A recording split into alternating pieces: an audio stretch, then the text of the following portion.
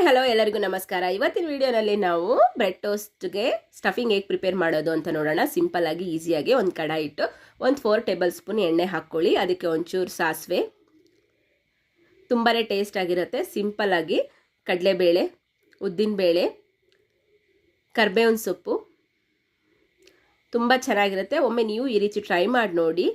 ಸಾಧ್ಯವಾದಷ್ಟು home made ಫುಡ್ನೇ prefer ಮಾಡಿ. ನಾನಿಲ್ಲಿ 4 ದೊಡ್ಡ ಸೈಜ್ ಗಡ್ಡೆನ ಸಣ್ಣಕ್ಕೆ ಕಟ್ ಮಾಡಿ ಹಾಕ್ಕೋತಾ ಇದ್ದೀನಿ.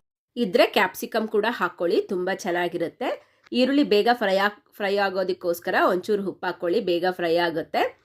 ಕ್ಯಾಪ್ಸಿಕಮ್ ಕೂಡ ಹಾಕಿದ್ರೆ ತುಂಬಾ ಚೆನ್ನಾಗಿರುತ್ತೆ, ಅದು ಕೂಡ ಸಣ್ಣಗೆ ಕಟ್ ಮಾಡಿ ಹಾಕ್ಕೊಳ್ಳಿ. ಈರುಳ್ಳಿ ಚೆನ್ನಾಗಿ ಫ್ರೈ ಆದ ನಂತರ ನಾನಿಲ್ಲಿ ಚಿಲ್ಲಿ ಫ್ಲೇಕ್ಸ್ ಹಾಕ್ಕೊತಾ ಇದ್ದೀನಿ. ನೀವು ಬೇಕಂದರೆ ಹಸಿಮೆಣ್ಸಿನ್ಕಾಯಿ, ಹಸಿ ಖಾರ ಯಾವುದಾದ್ರೂ ಹಾಕ್ಕೊಳ್ಳಿ.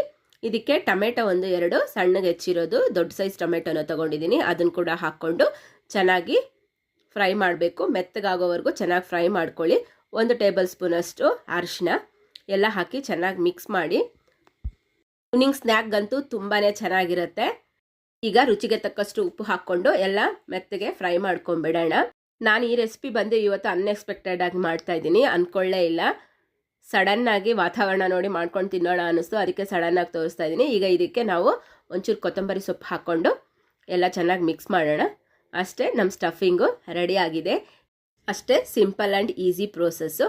ಈಗ ನಾವು ಒಂದು ತವಾ ಇಟ್ಟು ಇವಾಗ ಬ್ರೆಡ್ನ ಟೋಸ್ಟ್ ಮಾಡ್ಕೊಳ್ಳೋಣ 2 ಕಡೆಯೂ.